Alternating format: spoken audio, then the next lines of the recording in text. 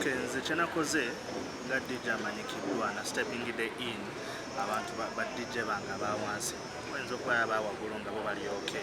naye waliwo abawansi nga tebafuna nnyo sente nnyingi nnyo nga busente bwa butonotono so ng'ate ebiseera bino bye tulimu buli omu yeetaaga ekyokulya so nendaba nga abayimbi beekozeemu omulimu bacomedian beekozeemu omulimu naye neŋŋamba kannekolemu omulimu funire ba DJ bannange.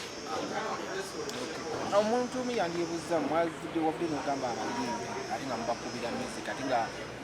abayimbi obadde osubira bandi bayandikinkana kati kyenakoze nasoose nenkubira Sophie Gombya engeri gye bafuna emmere ne mbuuza wagifuna otya na ba protocols nendaba nga bijja kuwanvuba so nensalawo nensinika abayimbi message gye muyinza okuba nga gyemwawulidde saaswadde mugiwulira because mulanga emmere n'enjala agyetaaga so neŋŋamba abayimbi munange muyimbi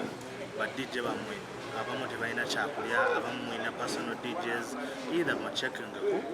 personal DJ omusinikira akamere oba si kyekyo mugisindike generally nze nja giforwardinga so ne wabaawo abayimbi abamu abafunye message yange ne bagyagala ne barespondinga Mr. Kisemakola yatuwadde kilo 10 ez'akawunga bebekulu nampita wano era ayina emmere gyagenda okumpa mujja kuba mulaba obungi bwayo sobola gyogerera n'abalala ne bapromisinga Spice Diana Pastor Bugembe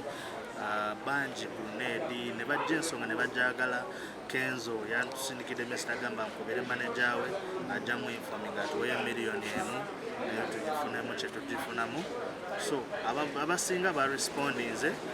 abatarespondinze simanyi oba message bagifunye bate banagifuna olinayo abakuvumyemu kawo nga bawulidde message bagamba oba bizibu ky'abayimbi abamu bagambye wayi message tugifunye naye naffe tuli bulungi naye katulabe then abala ne bagamba idea nnungi naye nze kantukirire ba DJ bange abamu bemmanyi bayambe that way then abala ne bagamba muŋambira ba DJ amanye nga alina ennamba yange ankubire muyambeko personally sagala bintu byakubeera yes so response yadde tewali yampadde negative response mbu kyokoze kya kisiru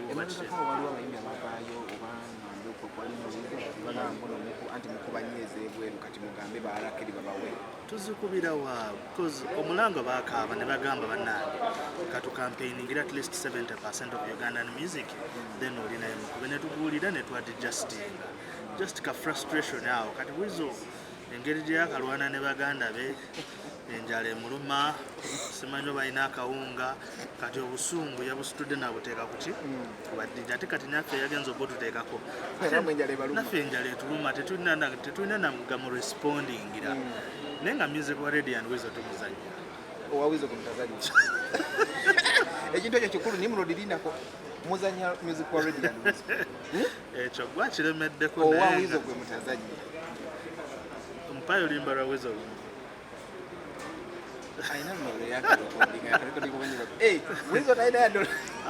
aina but ndoza zijja kugenda zikula mpola right now ayinza okuba ayinayo hito emu bbiri naye tezinaba kubaayo nnyo naye ng'eza Radio and Weasel zikola zitya zo zikubwa so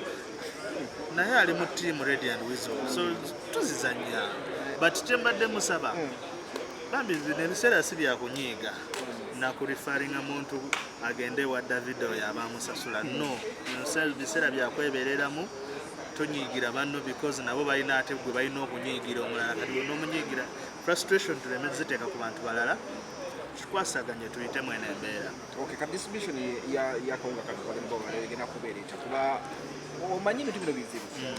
ojja kugenda obikola ebyo n'obiweeyo ate badije baveeyo bakukyukire bagambe ko tebaafu kati ogwo omulimu si gwange nze nakozesezza erinnya lyange n'obumanyirivu ne contacts n'emikwano because abayimbi abamu mikwano gyange abamu nina contacts abamu twogera n'abamu bagambye ffe tulina ba DJ baffe tujja bayamo kitegeera so kati nze kyenakoze kukozesa linnya lyange na contacts nfune n'emmere then ngikwate ngihandi waliwo DJ associations waliwo FUDA waliwo ne DJ association of Uganda nze nja gikwata ngihanding over nzijeko obusawo bwange nga bubiri nga abadde alwanira kino ekintu bakati obusawo bwa mulimu kilo 10 oba tutte kilo 2 omubiri si gwabwe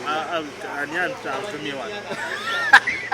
okitegeera so nange nja kukwatako obusawo bwange kamu oba bubiri buteeke mu motoka balance asigadde gihanding over association oba mwevuma because nange kyenkoze nkikoze tewali yantumye wano kitegeera so sijja kusaba ate ndistributing ate nkubire buli DJ nga olinaku mmere jangu tukuwe nedda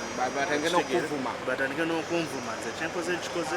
yagikwata gihanding over association already right now nina kilo 10 nisatise makula zampadde nafuna nebebekulu zabampadde probably leero oba enkya handing over then n'abayimbi abalala banasindika help because abamu bangaye bagenda kunsindika help personally nazo nze handing over omuyimbi wansindikirayo miliyoni nga nzijjako 10 ng'ekinaana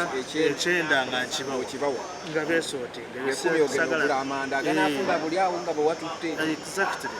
bamba simulyazamanyiza kintu kirina okubafeera